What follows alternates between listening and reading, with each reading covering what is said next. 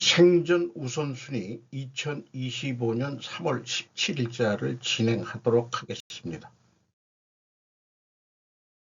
오늘 이 편집 내용으로서 중공이 대한민국을 중국의 일개 성이 되라고 한다면 거로 시작을 해서 마지막으로 사업보고서 비합리적 공시까지 진행을 해보도록 하겠습니다. 중공이 대한민국을 중국의 일개 성이 되라고 한다면 이런 생각을 하게 된 것은 만약 미국이 캐나다를 51번째 주로 하라고 요구한다면 그러면은 캐나다 대응에 한계가 있을 것이다.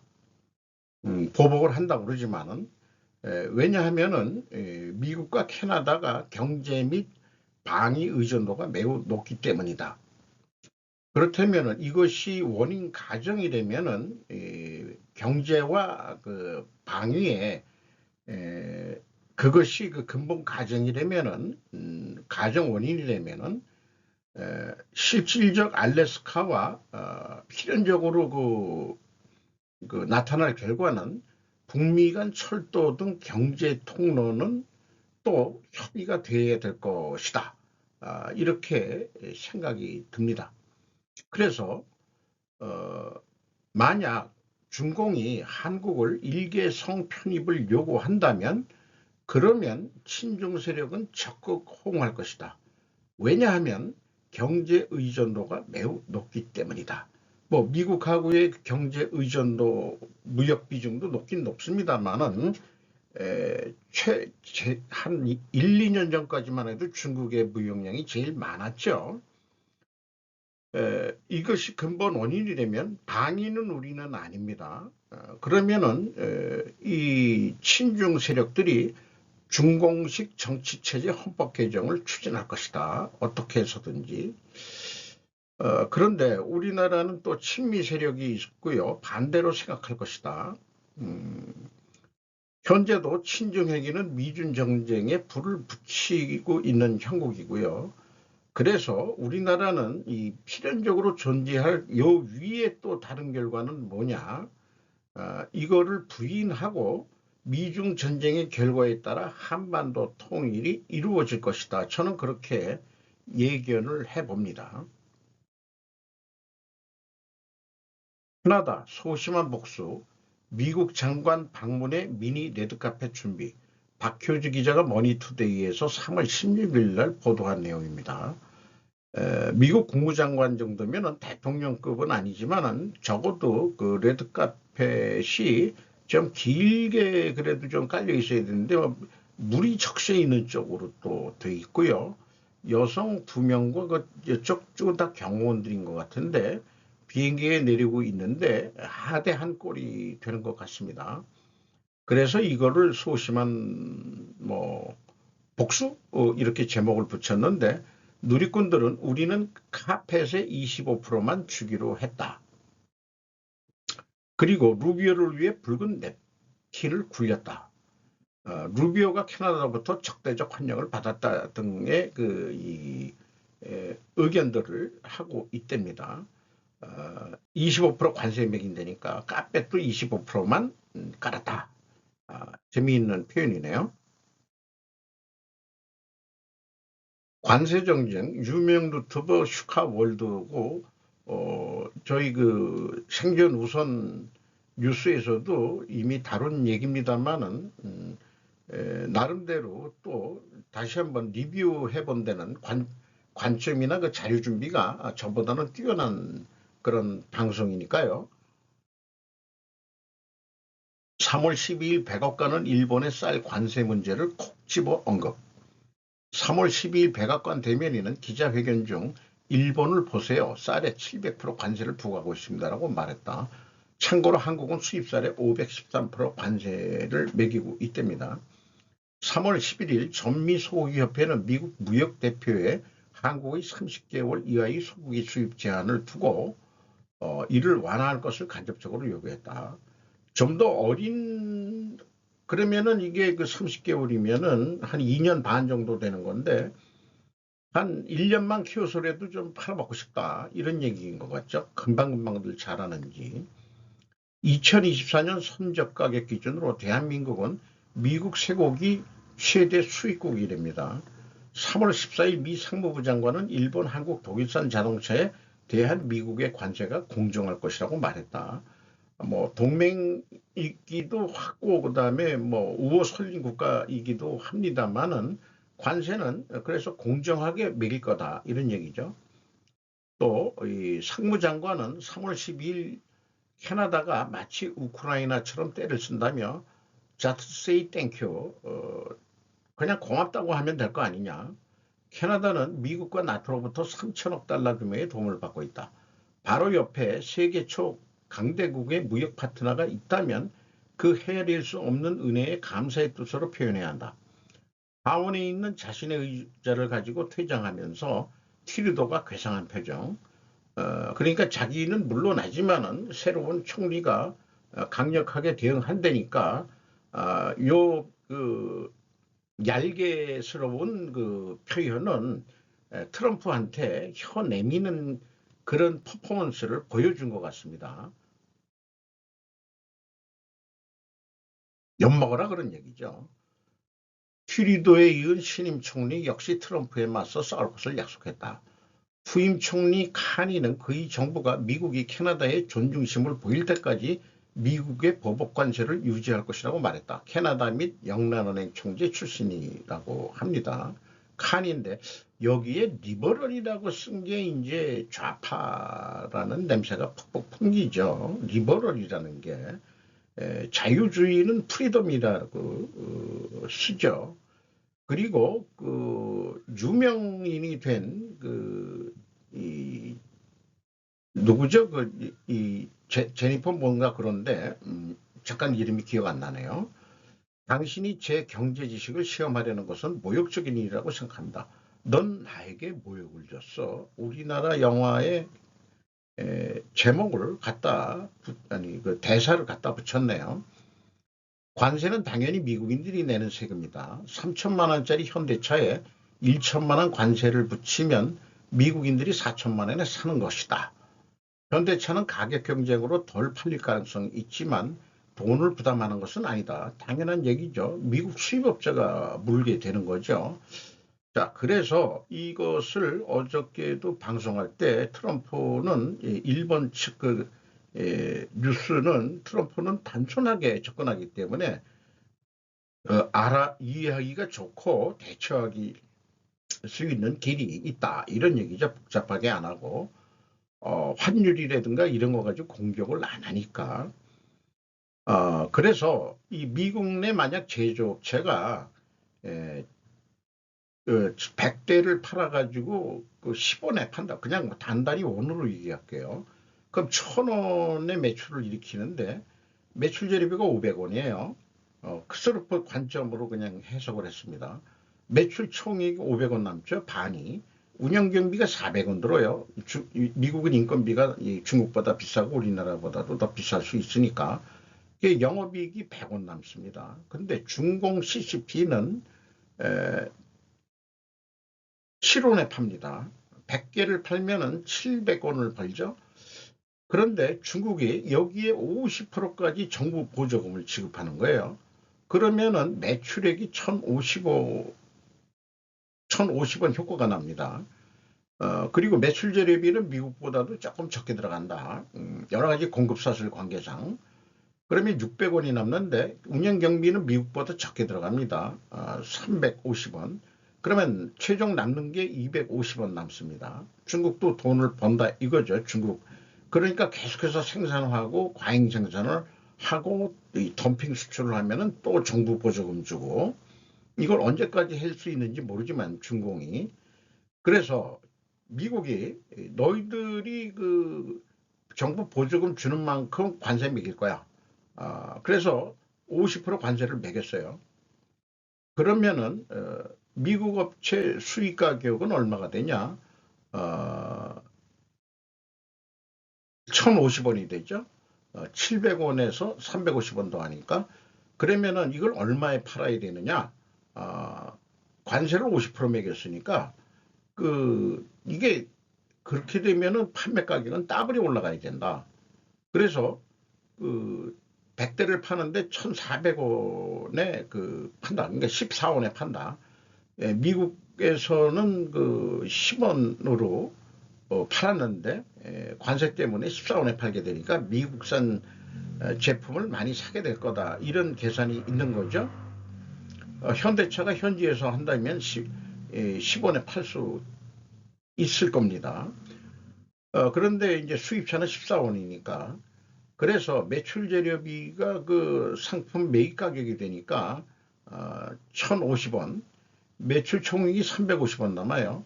운영 경비는 제조업보다는 적게 들어가니까 250원. 그러면은 100원 남습니다. 결론은 수입업자나 미국 제조업체나 또 현대차나 똑같이 100원 남기는 마찬가지다. 이런 얘기가 되겠습니다. 관세는 수입업자가 부담하고 이익을 내게 되면은 국민 세금은 감면하겠다는 것이다. 이렇게 제가 이해를 하고 있습니다. 그린란드 점령에 대한 반복적인 주장에 따라 트럼프 행정부는 이제 덴마크의 달걀 부족 문제로 추가 달걀을 요청하고 있습니다. 사샤 로겔베르크 기자가 포춘지에서 3월 15일 날 보도한 내용입니다. 지금 조류 독감 때문에 이 달걀 생산이 제대로 안 돼 있어가지고 또 해필 또 덴마크가 낙농 국가이기도 하고 그러니까 미국 무역 대표부 대표가 좀 공급 좀 해달라 이렇게 이 의견 교환을 하고 있는 거예요. 근데 덴마크 계란협회, 달걀협회라고 해도 되겠지만은 어쨌든 덴마크로부터 수출은 기껏해야 소량일 가능성이 높다는 거로 뉴스 기사를 냈습니다. 요것이 백란인데 우리나라는 특이하게 노란 색깔 나오는 거를 또 우리나라는 선호를 하죠. 어쨌든 달걀이 우리 음식에 매우 영양분을 단백질 공급원 중에 중요한 공급원이죠. 그러니까 그린란드 이런 거 주면은 우리도 저기 덴마크한테 좋은 거 많이 할게. 이런 메시지를 약간 던져보는 것 같은 그런 느낌 같은 느낌이 들어가네요. 그린란드의 큰 문제는 무엇이며 트럼프는 왜 그린란드를 원할까요? 마이크 베버네스 야후뉴스에서 3월 15일 날 보도한 내용입니다. 북극섬은 거대하고 비어있으며 매우 중요하다. 그리고 섬 주민 85%가 미국령이 되는 것에 대해서 아이디어에 반대하고 있다. 그리고 위협으로 보고 있다. 이렇게 되어 있습니다. 이게 실질적인 크기인 것 같고 이쪽이 다 캐나다죠. 캐나다 여기까지가 캐나다로 되어 있습니다. 해로가 이렇게 섬들이 많고 이게 껴 있어서 이렇게 다니는 해로들을 표현해 놓은 것 같아요. 그린란드의 크기를 비교해 보면은 알래스카보다 크고 텍사스보다 알래스카는 텍사스보다 더 크고 텍사스는 캘리포니아보다 크고 그 다음에 이제 몬타나주 그런 데가 있죠.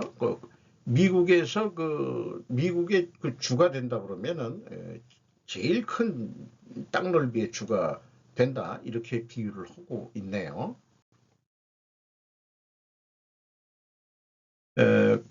현재까지도 미군의 북극권 기지 역할을 지금 하고 있고 또 중요한 것은 이 지구 온난화에 의해서 빙하가들이 좀 녹고 있기 때문에 아직 개발되지 않은 히토류 광물 장소가 그린란드에 있다. 그러니까 만약에 미국령이 된다면은 적극적으로 히토류 광물 채굴에 나설 거다 이런 얘기입니다. 미국이 한때 또 세계 최고의 히토류였는데 중국으로 제조를 넘기면서 오늘은 요날은 중국이죠.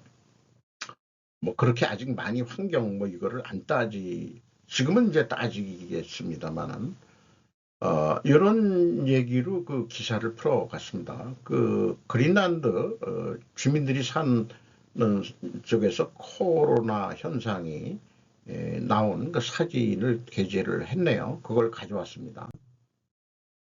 상속세 개정 추진.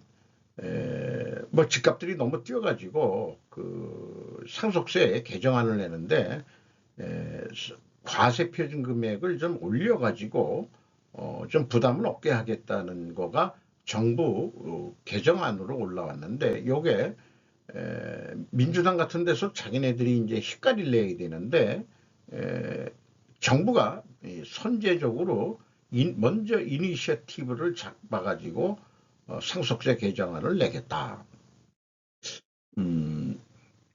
제 아들놈도 상속세 대상이 아마 안 될 거예요. 제가 재산이 없으니까. 그 면세점이 다 될 거라고 저는 그렇게 보고 있는데 상속세를 내고 싶다 하는 정도로 재산이 많으신 분들이 많기를 저는 바람하지 않습니다. 그 상한선, 그 과세 목표가 올라간다니까. 그런데 중국에서도 공산국가임에도 불구하고 땅은 정부 소유지만은 건물은 이제 사유재산을 인정을 한 거니까 내수 침체 요즘이 있기 때문에 상속세를 매기는 것겠다. 그래서 이것이 상속세가 부의분배가 되는 거고 내수 침체도 그 해결할 수 있다라고 해서 중국도 추진하고 있답니다. 탄핵의 강 이전 이재명이 만든 염치의 강부터 넘어라. 조광영 기자가 뉴데일리에서 쭉 뉴데일리 쪽으로 읽어보면은 보수 성향이 있는 언론 매체 같아요. 야, 줄탄핵으로 행정부 마비. 저는 그 무정부 상태라고 표현했죠. 상권 분리 무너져. 지휘체제 흔들려. 미국발 관세전쟁 속 속수모책. 탄핵안 8.8배 민주당 할 만했다. 책임 안 져. 부끄러움 느끼지 못하는 국가 미래는 파멸뿐. 국헌 문란 일으킨 민주당 국민 앞에 사죄해야 요 소제목만 읽어도 충분할 것 같습니다. 그 탄핵 사태가 행정부를 무력화시키고 방송과 공권력을 장악한 뒤 국방, 안보, 경제에 절실한 예산까지 삭감해 국가 존립을 위태롭게 한 민주당의 만행을 더 많은 사람들이 알게 됐다. 계엄령에 의해서. 그래서 계몽령이라고도 얘기가 나오는 게 이해가 된다. 대통령이 극약 처방을 내리게 된 배경은 살피지 않은 채 나라가 사실상 무정부 상태에 빠진 책임을 온전히 대통령과 여당에 돌리는 후안무치한 모습을 보이고 있는 게 민주당이다. 똥 묻은 개가 겨 묻은 개를 나무라는 격이 아닐 수 없다. 이거 제가 개인적으로 방송에서 다 했던 얘기 같은데 이제야 이렇게 나오네요. 뭐가 좋은지 그렇게 씩 웃어가면서 둘이서 원내대표하고 이재명이하고 담소하는 거 지난달 21일에 찍혔던 그런 사진이네요. 헌재 및 법원 판결에 여론조사가 영향을 미치는가? 친중 언론은 판사는 정치 성향에 휘둘리지 않는다면서 제가 그냥 기자의 제목을 가져오면은 거기에 제가 찬동하는 것 같이 느껴지니까 제가 제목을 뽑고 그 내용이 왜 이런 내용을 제목을 뽑았는지 그거를 위해서 제가 이제 제목을 적극적으로 그 관여를 좀 하고 싶더라고요. 임정환 기자가 문화일보에서 3월 17일 보도한 내용입니다. 윤 탄핵 선고 인용 58.6%, 기각 36.1%. 자, 그러면은 이제 탄핵이 될 거다. 이런 얘기인데, 이거를 근거를 한국사회 여론연구소 KSOI가 CBS 노컷뉴스의 의뢰로 지난 15일에서 16일 전국 만 18세 이상 남녀 1000명을 대상으로 여론조사를 벌인 결과가 그렇게 나타났답니다. 어쨌든 이 대표는 선거법 위반 혐의로 1심에서는 피선거권 상실형을 받았죠. 자관 이 대표도 저기 2심에도 유죄가 될 거라는 것은 좀 낮게 표현을 했습니다. 여론조사 결과는. 그리고 그 검찰과 법원에 대한 불신 이런 것도 조사 내용에 들어갔지만 이런 거는 생색내기고 핵심 적인은 윤 탄핵이 될 거냐 말 거냐. 그런데 이제 그걸 맨 앞에 인용한 것은 이재명이한테 이롭게 하기 위한 이건 언론 플레이 같다 이 말이죠. 그리고 저는 통계학에 대해서는 잘 모르지만은 무선 자동응답 100% 방식으로 했다는데 응답률은 7%다. 그러면 1000명한테 의뢰를 했는데 7%면은 70명 아니에요. 그 70명의 나이대가 어떤지 그건 또 잘 모르겠습니다만은 이게 전체 국민의 여론을 대표할 수 있는 확률론적으로 될 거냐. 저는 여기 많은 통계들 할 때 신뢰 수준 표본 오차 플러스 마이너스 3.1포인트다 이런 얘기를 덧붙이면서 통계 내지는 이런 거에 확률론적으로 신뢰도를 올리려고 이런 표현들을 쓰는데 저는 이런 여론조사가 또 한국사회여론연구소가 누가 운영하는 건지도 솔직히 잘 모르겠고 어쨌든 여론조사라는 이름으로 이재명에게 유리한 탄핵 인용몰이 정서를 만들려는 의도된 전술로 보인다 이런 얘기예요. CBS 노컷뉴스도 기독교 방송인데 이게 뭔가 누구 사주를 받고 돈 받아 처먹고 했는지 그거는 그냥 감정상으로 얘기하는 거지만 증거 없이 얘기하면은 이제 그 음모라고 표현할 거고 소설이라고 내러티브라고도 얘기하고 요즘 그런 게 있는데 소설을 쓰세요. 소설을 누가 그렇게 얘기를 하겠죠. 제가 이런 얘기를 하면은 그래서 근거를 저도 많이 마련하려고 노력을 하고 있습니다. 근거가 없다면은 그냥 상식적으로 생각을 하는 것도 바람직하다고 생각합니다. 사회보장에 대한 두 가지 변화에 대해 알아야 합니다라고 조 바이스만이 야후뉴스에서 보도를 했는데 이 사회보장에 대한 수혜자에게 영향을 미칠 사기와 낭비를 방지할 것이라고 주장하는 변화를 시행하고 있다. 트럼프 행정부가. 어쨌든 그 내용을 이걸 쭉 읽어보면은 정식으로 받아야 될 사람이 받는 게 아니고 비정상적으로 받아는 이 사회보장비 이런 것들을 특정 유형의 사기를 예방하기 위한 것이다. 그리고 이제는 전화나 이런 거로 안 되고 은행 계좌 정보에 대한 추가적인 보안 조치가 컴퓨터 기술이 부족한 많은 노인들에게 불필요한 부담을 줄 수 있다는 우려가 있다.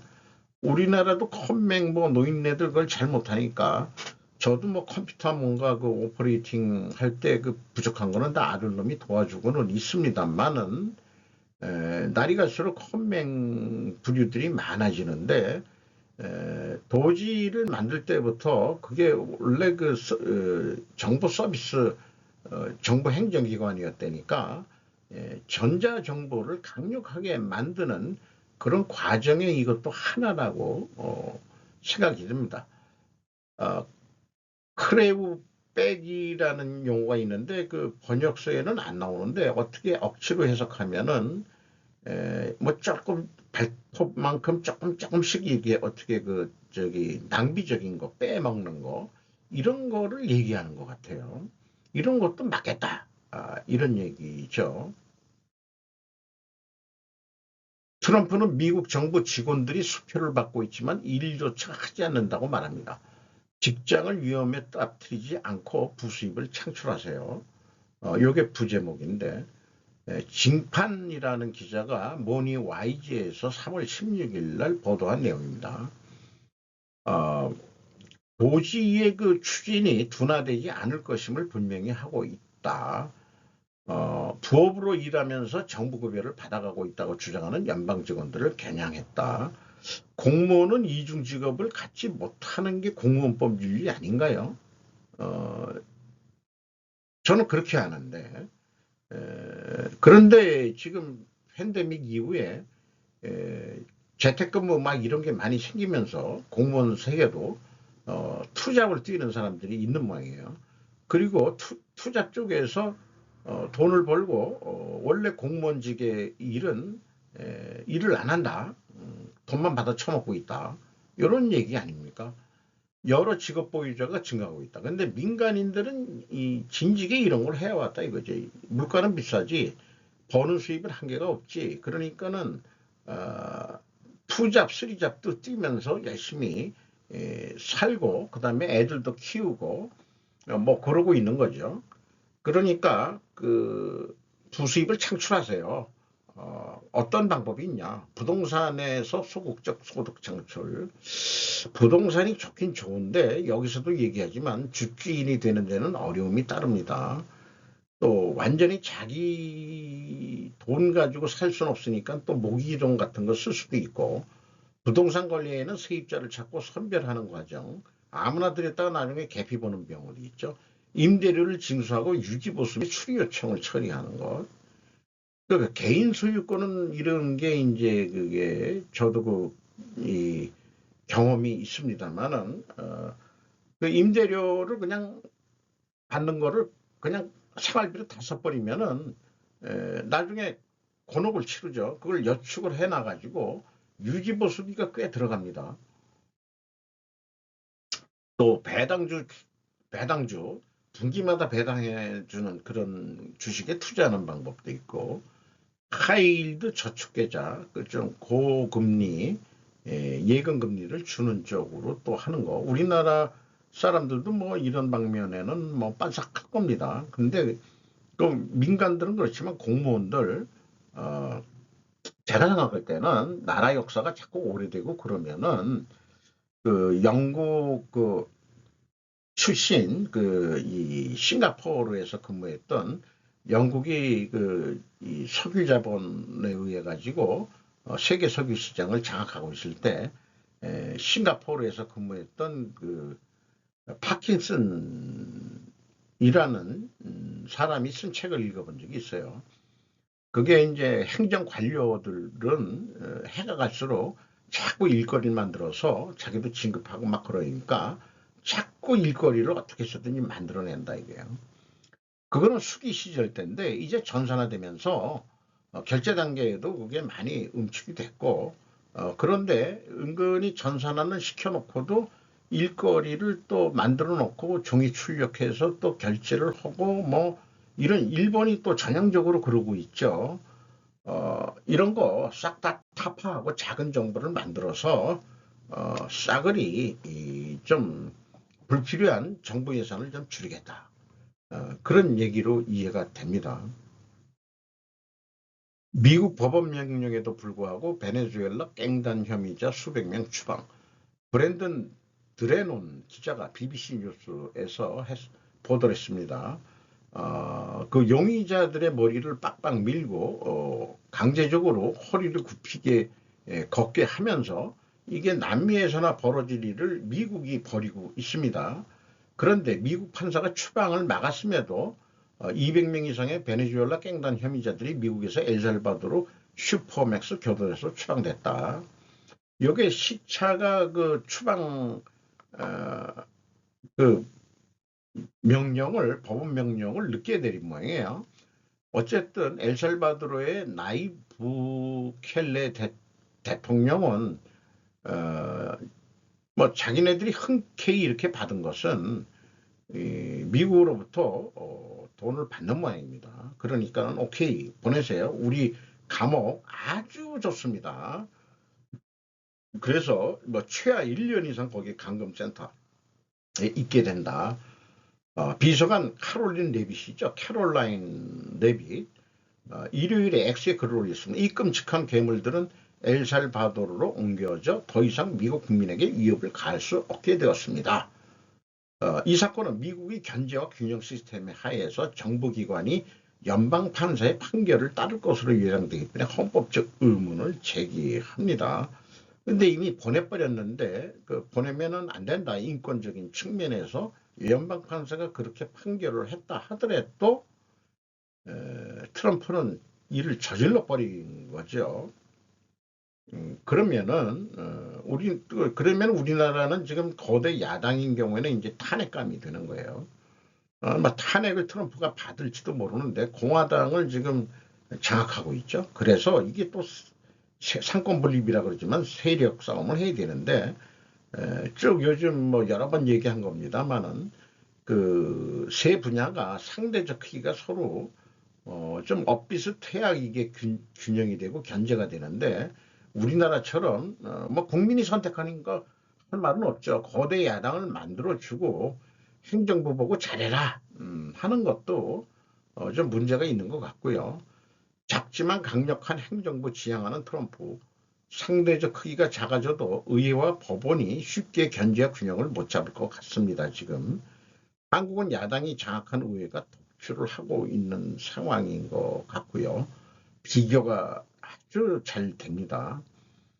어떤 경우에는 강력한 정부를 원하게 되는 경우도 있습니다. 어, 서로 내가 불편하더라도 필요할 경우에는 독재도 필요하다. 민주국가에서도 그런 생각이 또 들 때도 있고요. 그렇습니다.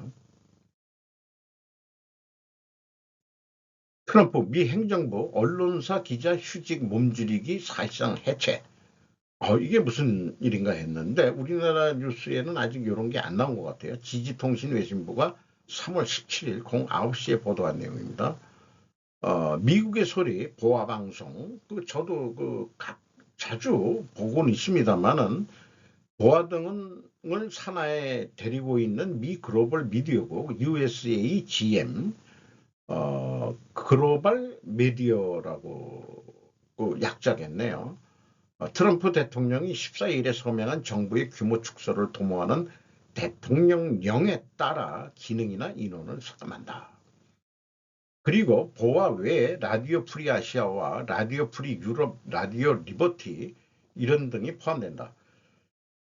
이번 조치가 안전하고 자유로운 세계를 키우는 보아의 기능에 심각한 손상을 준다며 미국의 이익을 훼손한다고 비판하고 있다. 보아는 1942년 설립 때 제2차 세계대전과 구소련과의 냉전을 통해 적대국에 미국의 가치관과 정책을 전파하는 대외선전 활동 역할을 해왔다. 우리 어렸을 때 그 리버티 뉴스라고 우리가 영화관에 가서 볼 게 별로 없고 그러다 보니까 이제 본 영화 보기 전에 그 영화관에서 리버티 뉴스에서 한국 아나운서 그때 그 유명한 그 아나운서 분이 계셨댔어요.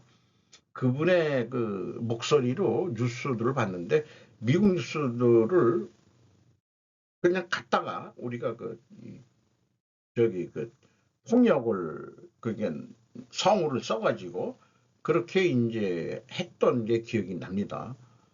그러니까 민주주의 뭐 이런 생활상들을 갖다가 영화관에서도 계속 이렇게 좋은 뜻으로 세뇌 공작들을 미국도 했다는 거죠. 이런 걸 해야 되는 거 아니냐. 그런데 그거를 지금 사실상 해체한다고 이런 얘기인데 최근에는 북한과 미얀마, 중국, 이란 등을 향해 뉴스를 발신해 주당 시청자 수는 3억 6천만 명까지 넘는다. 전 세계 48개국 언어로 했답니다. 우리나라 국내 그 보아 콜이 나오는 뉴스는 다 한국 기자들과 그 다음에 이제 그 진행자도 한국인이 하고 있죠.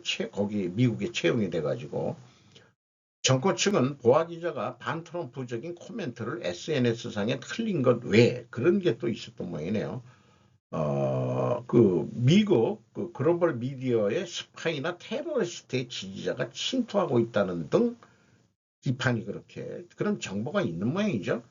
한편 하원 외교위원회 미크스 위원 민주당은 성명을 내고 세계 각지에서 선전 공작에 대항하는 미국의 대처를 해친다라고 비난했다. 자, 그 중국이나 뭐 이런 데서도 그 선전 공작, 선동 선전 공작을 중국 애들이 할 텐데 이런 것까지 없애면은 어떻게 하겠다는 얘기냐. 그렇게 비난을 했답니다. 뭐 그런 거 다 무시하고 무시하고 중국 죽이기 그냥 본격적으로 언제 시작할지 계속 주변만 두드리고 있는데 변방의 북이라고 그러나요? 유럽부터 두들리고 중동부터 두들기고 있는데 본격적으로 동북아시아에 언제 에, 공격을 미국이 할 것이냐. 지금도 사실은 하고 있는 거지만 간접적으로 라인메탈의 주가는 1000% 이상 급등했으며 독일 방위 대기업은 전에 경험하지 못한 성장을 보고 있습니다. 스튜어트 다이오스 포춘 3월 17일 날 이 라인메탈 CEO 아르민 파퍼거라는 분이 이 전투기 모형 앞에서 기념사진을 찍었네요. 자관 그 독일도 평화헌법에 의해 가지고 이 방위비를 몇 프로 이상 못 쓴다. 또 정부 부채가 몇 프로가 적자가 또 3%를 넘기면 안 된다. 뭐 이런 룰이 있어가지고 일반 민간 경제 이런 쪽으로만 이제 정치 경제 활동들을 해왔는데 미국이 자꾸 나토에서 손을 뺄래니까 아 이러면은 안 되지. 그래가지고 이제 그런 이유의 룰 이런 룰들을 까부수고 독일이 부채를 지는 한이 있더라도 재무장의 길로 가겠다 이런 거니까 라인메탈의 매출액이 35에서 40%까지 증가할 것으로 예상한다 이런 식으로 해서 주가가 팍팍 뛰고 있다고 그러고요. 또 폭스바겐 공장에 지금 눈길을 돌리고 있다 라인메탈이. 왜냐 한국이 폴란드에 전차 팔아먹고 있는데 그 자동차 공장에서 어떻게 그렇지. 우리가 좀 만들어서 팔아야지. 어떻게 그 한국이 파냐. 우리도 왕년에 2차 대전을 일으키고 아주 강력한 무기 체제를, 사실 미사일도 독일이 먼저 개발했었죠. 원자탄도 독일이 먼저 개발했는데, 아, 과학자들, 미국이 다 끌려와. 아인슈타인부터 까라, 뭐, 자관 과학자들을 다 모셔가가지고, 나치에서 일했어도 다 그냥 용서 해가지고 현재 미국을 만들어낸 거죠. 독일이 재무장에 가는데 빚은 좀 질진 몰라도 그 방산업체들이 그러면 경제가 또 좀 잘 돌아갈지도 모르겠어요. 돌아가겠죠. 네. 현재 독일이 유럽의 병자로 떨어져 있다는데 그 병자에서 침상에서 일어날 이거를 방위산업 쪽에서 시작하려는 모양입니다.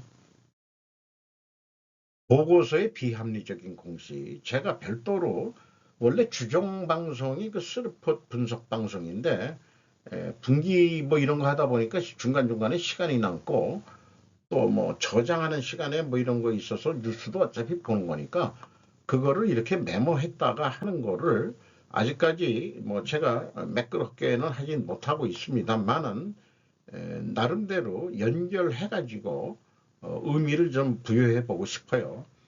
오늘 제가 그 포스코 인터내셔널을 분석을 했는데 재무제표를 보면은 제가 단위는 100만 원 단위로 다 바꿨습니다. 풀 손익계산서예요. 3년치를 공시를 합니다. 그리고 재무제표도 그렇습니다. 이건 자산 1000개까지만 이렇게 했는데요. 이 중간에 빼먹은 계정 과목들도 있어요. 있지만 중요한 거, 이런 것만 제가 이제 분석하에 필요한 것만 제가 이제 별도 엑셀 시트로 옮기는데, 큰 수가 다 맞으면 자동으로 들어가는데, 손익계산서는 딱 그렇게 됩니다만은, 재무상태표는 기업마다 계정들이 하도 달라가지고, 뭐, 똑같은 거는 항상 있죠. 순서가 현금 및 현금성 자산, 단기금융자산, 매출채권 및 기타 채권. 또는 매출 채권은 별도 채권으로 두고 기타 그 채권 이런 식으로 또 나누는 데도 있고요. 재고 자산이 있으면은 계약 자산이 있는 데가 있고, 요건 매각 예정 자산이라고, 포스카가 또 매각할 그런 사업 부분이 있는 모양입니다. 그리고 비유동 자산 중에서도 종속기업을 제일 먼저 제가 위에 올려놨고, 그 다음에 유형자산, 무형자산, 투자부동산, 요거 핵심적으로 그 캐펙스에 해당하는 거, 자본적 투자, 장기금융 자산은 그냥 밑에다가 좀 뒀습니다. 보통 이제 위로들 두는데, 이 유형자산과 그 종속기업 투자, 기업의 그 발전이라든가 이런 규모, 이런 걸 볼 때는 요게 중요하다 그래서 이거 위쪽으로 제가 좀 이렇게 해서 좀 3년치를 보고 있습니다. 그런데 문제는 이 계정마다의 이 설명하는 주석이 2년치만 공시하고 있어요. 이거가 아주 그 정보 이용자를 불편하게 합니다. 그리고 별도로 포스코 인터내셔널 거를 그 분석 방송을 할 계획입니다만은 아무 설명 없이 과거를 갖다가 안 바꾸고 그래서 과거 데이터 가지고 분석을 해가지고 언제 뭘 어디서 조정을 했는지 조작을 했는지 그 추적하기가 매우 어려운 그런 상황을 만들고 있어요. 공시 의무 제도가. 자, 그러면은 좋다 이게요. 이 2년치만 주석 내용을 달래면은 재무제표도 2년치만 해라. 2024년, 2023년도 두 개 년도만 그렇게 하면은 될 거를. 그래서 이게 3년치를 봐야 나름대로 최소한의 기간으로 그 트렌드를 본다 이런 의미라면은 주석 내용도 3년치를 공시해야 될 거라는 것이 저의 주장인 거죠.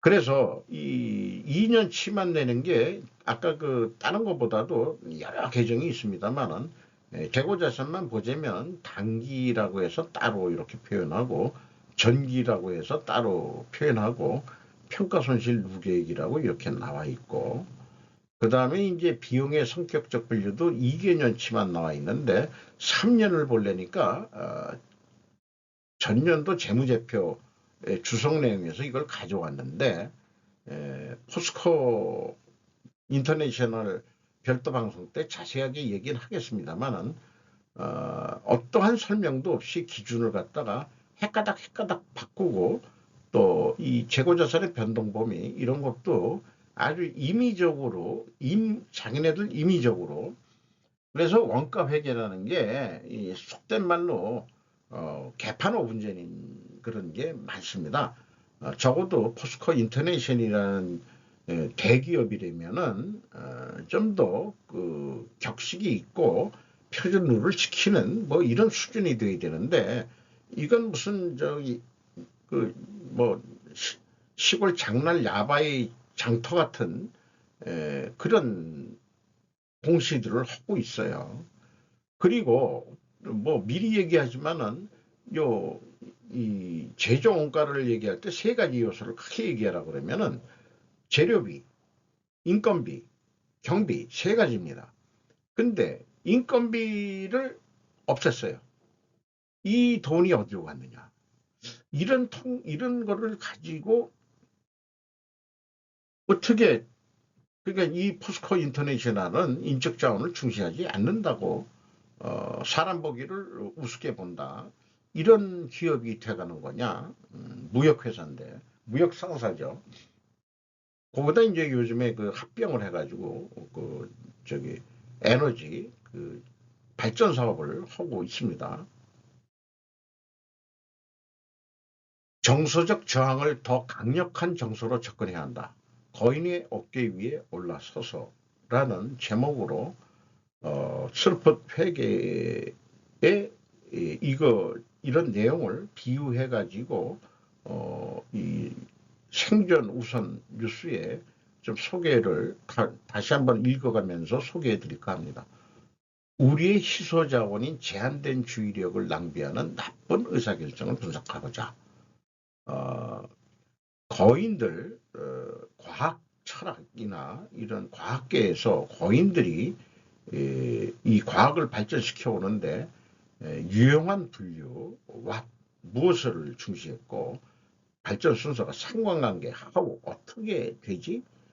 그 다음에 인과이론, 왜, 근본 원인이 뭔데? 이런 식으로 과학이 발전해 왔다 이거죠. 거인의 어깨 위에 올라서서는 뉴턴이 한 얘기입니다.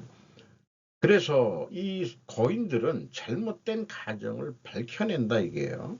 상관관계 등의 이런 데에서. 그래서 그 원인 가정을 아주 맞아떨어지게끔 하려고 노력을 하는 거죠. 맨 앞에 소개한 게 중공이 대한민국을 중공의 한 개의 성으로 편입자.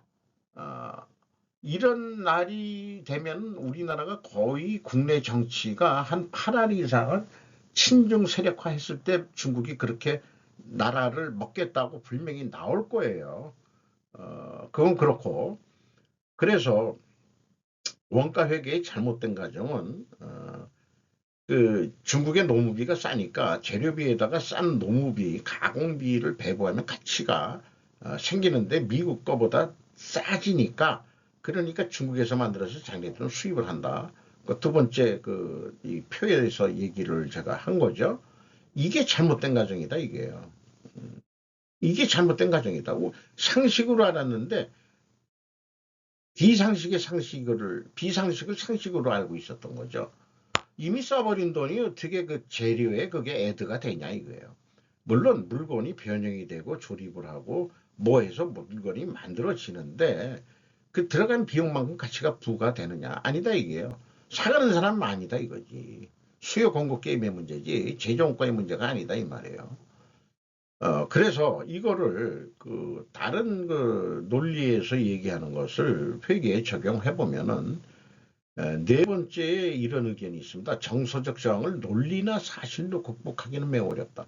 이미 머리에 굳어진 쇠뇌된 그런 원가 개념을 가지고 있는 사람들한테 논리나 사실로 야 그거 잘못된 가정이야 라고 얘기해봐야 안 맥혀 들어간다 이게. 지금까지 200년 동안 해오면서 그거 가지고 잘 먹고 살았는데 근데 이제 저는 공격할 게 생겼어요. 그런 생각 때문에 중국한테 남기고 그다음에 지금 중공이 커지니까 아 뜨거라 해가지고 지금 당신네들 거 하는 거 아니야. 그러니까 원가 회계도 미국에서 시작했으니까 미국 양코 네 양키들이 말이야. 원가 회계를 이제 그만하라고. 그래서 스루풋 우선순위로 스루풋은 미국에 가서 활동한 유대인이 가서 한 거죠. 어, 그래도 그게 미국에서 나온 거예요. 스루풋 회계가. 그러니까 미국 내에서도 찬밥 신세에 지금 스루풋 회계가. 그러니까 공급사슬을 디커플링하려면 원가 회계부터 디커플링 해라. 재료비하고 운영경비하고. 자, 얼마나 남는 거냐? 판매 가격에서 재료비만 빼. 그게 남은 거지. 나머지는 그냥 다 써가지고 날라간 돈 있는 걸 가지고 그게 무슨 가치가 있냐 없냐 그걸 따지고 자빠졌냐? 라고 속어로 학자들은 얘기 안 하고 점잖게 얘기했겠죠. 제가 지금 속된 속어식으로 표현한 겁니다만은 그러면은 그 회계가 너무 단순해져 가지고 누구나 다 할 수 있는 게 됩니다. 나중에 그게 AI한테 맡기면 아주 알고리즘이 쉬우니까 그냥 척척척 실시간으로 그냥 회사 데이터 경영성과를 공개하면은 그냥 주식 반영에 아주 돈 버는데 아주 유용할 거예요. 스루프 회계를 하면은 공시 기간이 그렇게 안 걸려도 좋고 바로바로 공시가 돼가지고 투자자들한테도 큰 도움이 되고 오판을 안 하고 또 저런 사람들 기간차에 의해 가지고 작전 부리는 애들 이런 애들 없이 공정한 성과 평가가 바로바로 그 공시가 됨으로 인해 가지고 지금 뭐 3개월마다 하는데 향후 이런 게 슬럼프 퇴계로 하면은 한 달 만에 나중에는 일일 성과표를 손익계산서를 낼 수 있을지 몰라요. 근데 뭐 한 달간 그 공사한 거를 마감해 가지고 외상 매출 처리하는 경우도 있고 뭐 그건 다양합니다만 적어도 최하 한 달에 한 번은 공시하면 되지 않겠냐. 그런 날이 오면은 주식시장이 또 활발해질 수 있다고도 저는 주장할 수 있겠어요.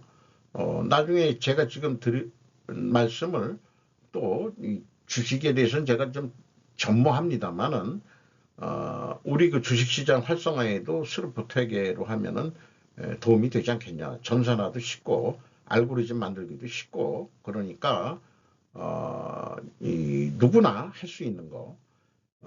지금 원가 회계를 스루프 퇴계로 전환하는 거는 좀 머리를 돌려야 돼서 나오는 거고 저도 그 이 회계 전문가가 아닌 사람이 그거를 분석해내는 데는 배워가면서 해야 되니까 오랜 시간이 좀 걸렸습니다.